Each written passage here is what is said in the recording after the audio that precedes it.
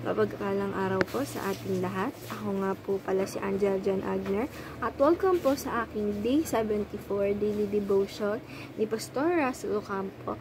At ngayon pong araw ay ang pagpapatuloy natin ng series about the Forgotten God at ang topic po natin ngayong araw, October 8, 2024 ay The Spirit Empowers the Church.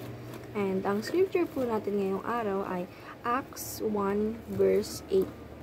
But you will receive power when the Holy Spirit has come upon you, and you will be my witnesses in Jerusalem and all Judea and Samaria and to the end of the earth.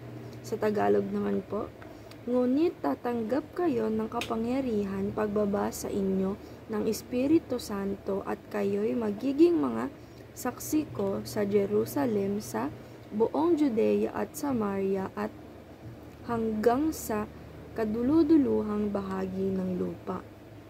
And teaching number 1, the Spirit gives power for witnessing.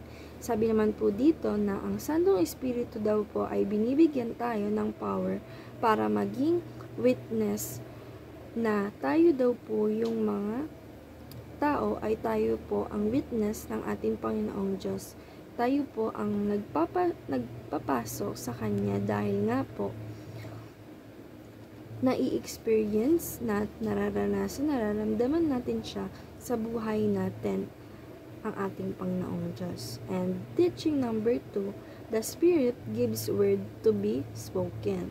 Sabi naman po dito na ang Santong Espiritu ay nagbibigay sa atin ng empower o na-empower natin para po magsalita tayo, mag-share tayo ng gospel at hindi tayo mahiyang magsalita ng mga about sa ating Panginoong Diyos. And teaching number 3, the Spirit gives gifts for service.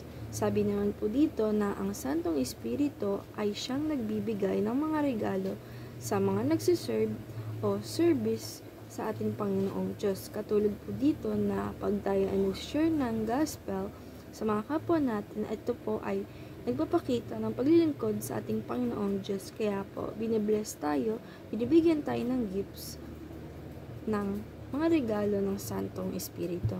And application number 1, embrace your identity as a witness. Sabi po dito na i-apply po natin sa sarili natin, na ipakita po natin at i-embrace natin yung identity ng tao na tayo ay talagang witness ng ating Panginoong Diyos.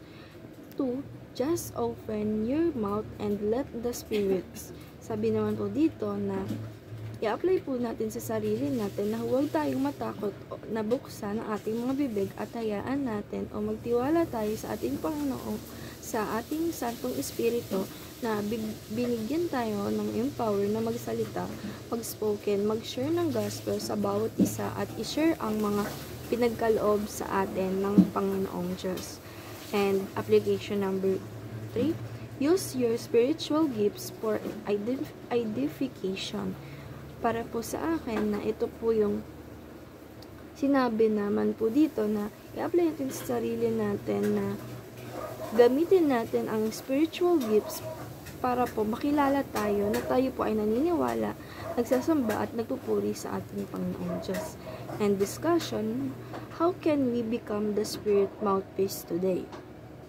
Para po sa akin na tayo po ay may mga sariling Santong Espiritu na magbibigay sa atin o mag-empower sa atin para po buksan natin ang bibig natin na tayo ay naniniwala, nagsasamba at nararamdaman natin ang Panginoong Diyos sa bawat buhay natin, sa bawat araw-araw. At sabi din po dito na gawin po natin na ang Spirit ang maging mouthpiece natin sa araw-araw. O tayo po yung Spirit po ay pinaglilingkudan ng ating Panginoong Diyos, at dapat po na nararamdaman po natin yan at sasabihin po natin yung mga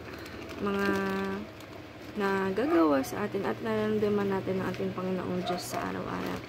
At ayun lang po ngayong araw. Maraming salamat. God bless.